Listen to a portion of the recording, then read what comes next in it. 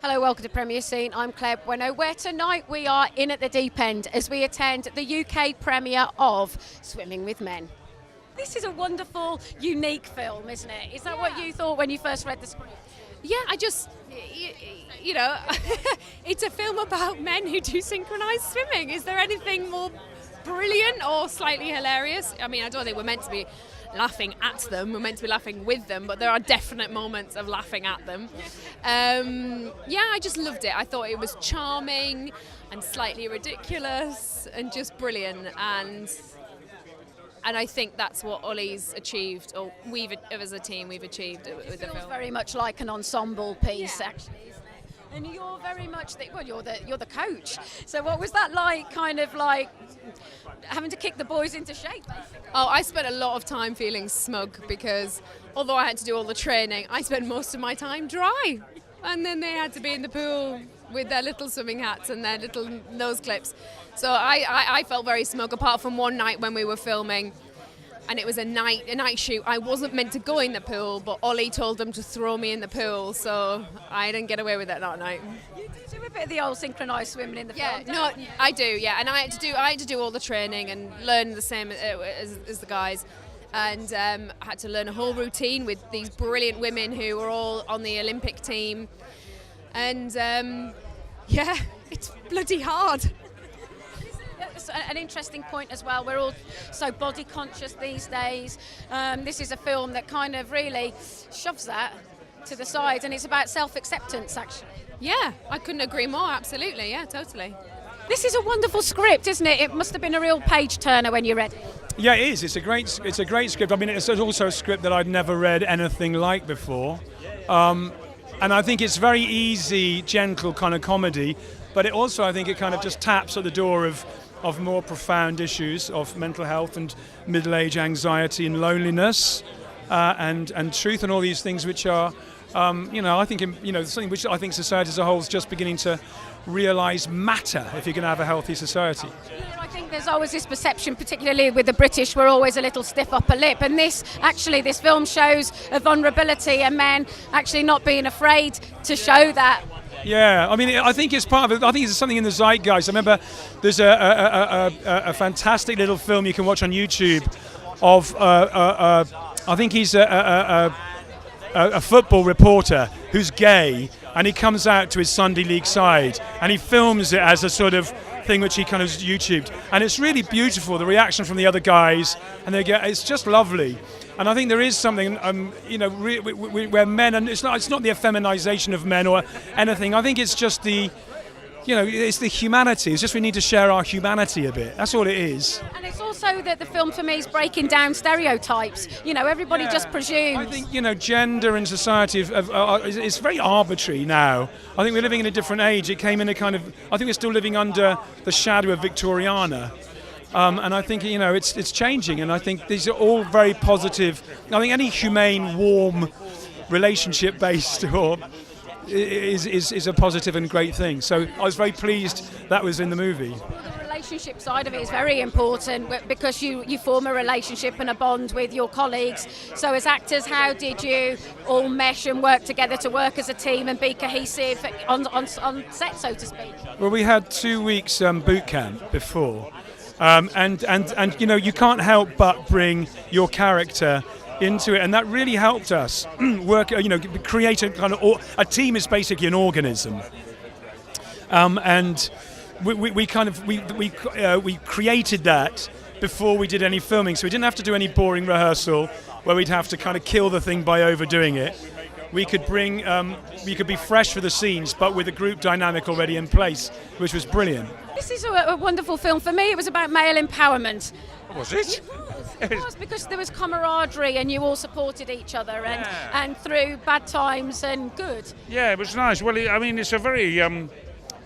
it's the way men have relationships, isn't it? We don't talk about stuff, so let's get together and swim and then go to the pub, Let's do a bit of sport and go to the pub. And for God's sake, don't talk about anything, folks, But quietly, we do support each other, and quietly, I think it's very good. And it's very good on male friendship, yeah. And the male friendship in the film, how did you all work together to kind of build that camaraderie? Well, we didn't really have to do much. Well, we did what we did is 3 hours a day training for 2 weeks in the Tom Daly pool down at the aquatic stadium, and that's bonding. You know, when you've got Thomas Turgoose sitting on your shoulders and Rob Brydon swimming through your legs, that's all the bonding you need, really. We bonded through exhaustion as well. So. With regards to the character that you're playing, what resonated with you about him the most? I thought it felt quite truthful. A man who's quite lonely, a widower, you know, and. What can he do? He can swim, so he falls in with this really mismatched bunch of blokes, and who quietly look after him. And then you know, again, like men, you know, nothing's said. You know, you just sort of look after each other. Yeah. You've got a great ensemble that you're working with as well. There's some wonderful British actors, aren't there? Oh yeah, and great that they're all happy to be in this and not care what they look like. You know, I mean, none of us. Let's face it, none of us look good in our swimming trunks. Who does, Rick? Yeah, not in the. Well, they're not exactly speedos, but you know. So that was never an issue. Nobody cared. You know, nobody was breathing in or doing any six-pack exercises. I put on weight deliberately for the film. Because this film's fabulous, isn't it? Yeah, it's amazing. I only see it for the first time on Sunday with my fiancée Charlotte, and we loved it. Like, it's such a nice film, and it did exactly what I wanted. When we was making a film, I knew we wasn't making a Transformers or Jurassic World. It wasn't going to blow you away, but you were certainly going to walk out of cinema going, that was a really good film. Yeah, exactly. It's exactly what we've achieved. So. And your character in the film, he's a little tearaway, isn't he? It must have been quite a bit of fun to play. Yeah, I mean, it was brilliant, but I mean, everything he does is for the right reasons. His heart's in the right place, Tom's. And it just shows that he's the kind of guy that will go above and beyond for his team and for his mates. So yeah, it was nice. You've got a great working relationship with Daniel Mays as well. Tell me what it was like working with him. Well, I remember when I first met Danny, it was a couple of years ago. It was very brief. It might have been at the Empire Awards, and it was sort of hey mate, you all right? Oh, da da da. And then it was probably a 40-second chat.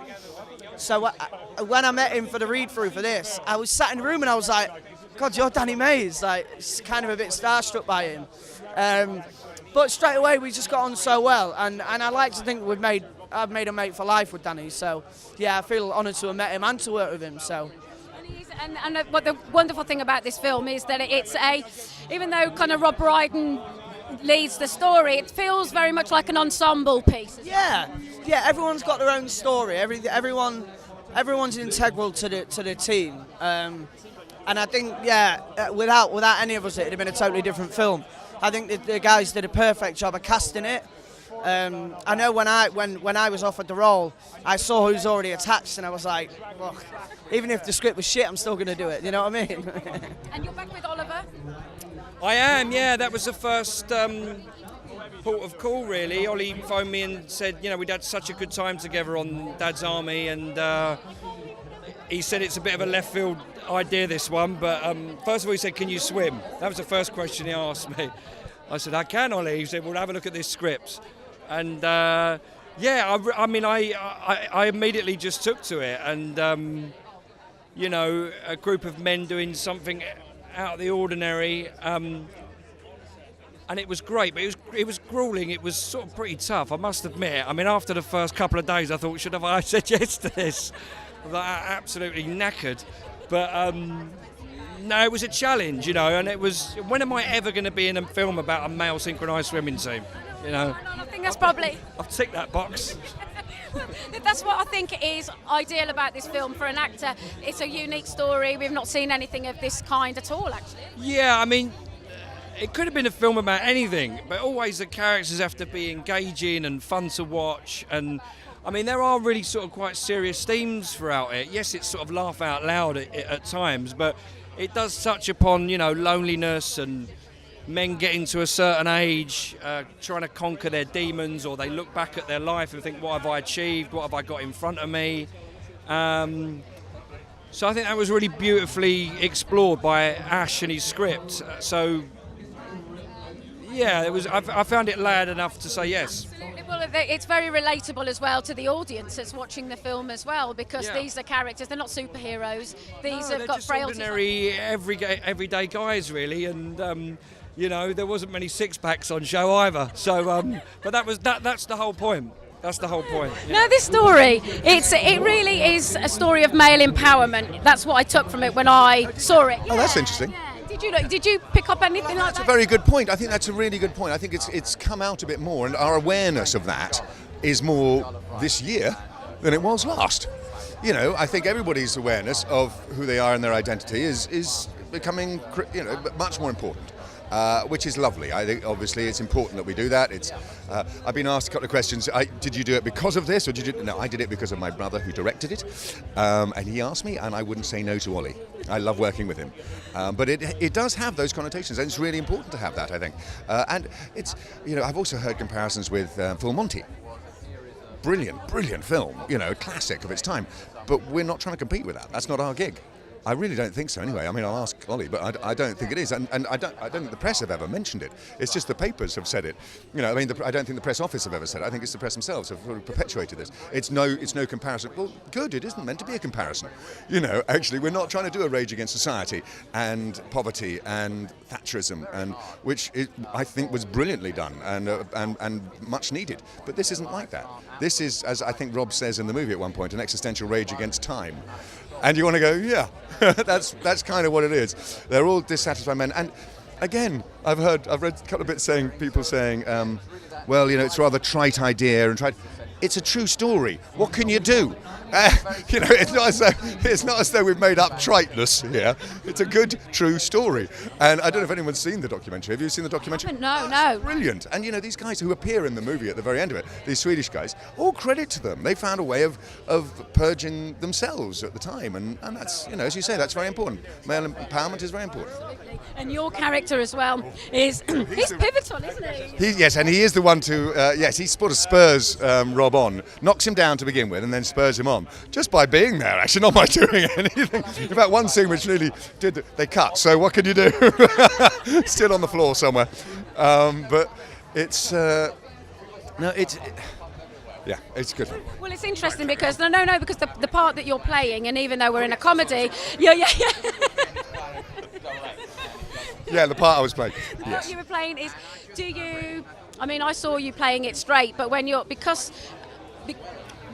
of the cause and effect that your character causes, I imagine then you can't really big up any kind of comedy. You need to keep that straight. Oh, absolutely, no, completely straight. And watching it, I never like watching myself, to be honest. I'm not very good at it. But I'm doing the same sort of character right now on stage in An Ideal Husband. When I've got, he's quite a very serious guy. He's the sort of Ibsen part of an Oscar Wilde play, which is quite rare and difficult, but great fun to do. And some of my biggest laughs at the very end, when I don't even change my facial expression from this. I just pick something up out of my pocket, and the whole house breaks down. So yeah, the more serious you are, often the better it works. I think all those other guys in it have done a lot of comedy and are very good at it. I've done a fair bit of comedy, but I'm playing the straight guy, and I love that. Playing with Jane Horrocks as well. She's great. I've always wanted to work with Jane. I met her first time about 35 years ago, and she's amazing. I think she's a terrific actress. This is such an enchanting story. For me, watching it felt very much like male empowerment. Is that what you sort of saw in it as well when you thought about directing it? Well, I was certainly attracted to the possibility of telling a kind of male story which wasn't, feel like, affected by the prevailing darkness, because there's quite a lot right now, and one instinctively feels you want the argument, the debate to widen and to allow empathy in, so that the forces of empathy in the story are really important to me. And also, it's quite interesting to, I think, show, and particularly to a woman, I think that what chaps might be talking about, what they're thinking about, we're not very good at exposing our vulnerabilities. And so I felt like here was a real opportunity to share a bit of that and touch on some quite rich, quite dark themes, but in a light way. And interesting you talk about empathy, because all of these characters are relatable. They are your next door neighbour, the person that you work with. So I imagine that was very important to keep it grounded, the script. No, absolutely. I think, Ashlyn Ditter, who was just behind me a moment ago, he's the writer. I thought he really did capture that voice extremely well, and I was delighted with that. When I first came across it, I just thought there was a level of authenticity. And, then when you chuck that into the hands of the likes of Thomas Turgoose on my left, hey boy, how are you? Then you really have something very exciting, because they, to be honest, Rob Brydon has a character which drives us through. We don't really get to learn much about the others deliberately for some time. So when you do, you really want it to be full and rich. And when you've got actors like that, they really hit the ground running, and it gives you the confidence to tell it that way. And I imagine as well, it feels like as an audience member, as you're you dive into the story, pardon the pun, that kind of ensemble brings that inclusiveness, because you're also almost seeing the story and this relationship through Rob's eyes, because we've already, was that something that was intentional? You mean his perspective, or his perspective? Yeah, you get to meet these characters through his eyes. Exactly the point. In other words, because part of the problem for him is that he's lost contact, and this is, I think, quite a common thing with middle-aged men. At least I'm told. No, it's harder to sustain those relationships and that kind of immediate intimacy as you get older, and so to really, as you say, look at it from his perspective, where he's got nothing to hang on to at first, as far as he's concerned, and he learns about them with us. So we think, like, this boy here is a kind of bit of mischief, and is it safe to be in the pool with him? And actually we come to love him, and so it opens his eyes and ours, hopefully, at the same time. You are a very important man to this story, because you created a documentary, didn't you, that the story's based on, and you're also a synchronised swimmer, is that right? Yeah, I'm the original Rob Brydon, if you like, which is very surreal for me to be standing. Maybe a lot of people are used to standing in this kind of situation, not me. But it's wonderful, it's wonderful. Tell us about the documentary and what really had inspired you making it. Well, I moved to Sweden 15 years ago. I'd met a Swedish girl and moved there, and it didn't take me long before I had no friends and I didn't have anybody. And a guy I met randomly called me and said, me and a group of guys are going to start a club. Would you like to join us? And I said yes. He didn't even say what the club was. And then the next day I found out it was synchronised swimming, and I thought it was fantastic. So I've been swimming for 15 years now. And so the documentary that the guys have all seen to help inform them, what's the connotation of that? What is it? Obviously it's about synchronised swimming, but is there kind of another theme? Well, it's to do with my journey to coming into Sweden. I moved to Sweden, I had a child, and it's about community. It's about that I suddenly had no base without outside living it over there, and I found my family, basically, and that's what it's been like for me. And I've been basically the backbone of my life in Sweden is this group. And then it's just gone on. And then I made a film, and been trying to be a filmmaker before I left to live there. And I was working in the tip, And then suddenly I made a film, and it was shown in 100 festivals, 70 TV channels, and now it's a film with all these wonderful actors, and it's quite surreal. Because you have got the creme de la creme in this film, haven't you, as far as British talent acting? Yeah, they're wonderful actors, and it was very strange, And I came with the original team to swim against them, and I met Jim Carter dressed in Speedos, and he came up and said, "Dylan, how's Anna and the kids?" My wife, and it was just, So it's kind of I'm kind of like a fan watching them, so it's wonderful. Were you on set watching and helping perhaps with the choreography and advising at all in that? No, they'd already had a team, a proper, I would say, synchronised swimmers teaching them, but we were the opposite team in the final scene, which is when they go to the World Championships in Milan. And for me to go to Milan, or to be in Basingstoke as we were, and it was exactly the same as something I experienced 5 years later. So it was a kind of a Charlie Kaufman moment, And for you, what is so special and unique about synchronised swimming that's empowering for you? I would say it's about the community. It's about being in a group with other people, a collective, a sense of being in it, and then the idea of men trying to do something beautiful together.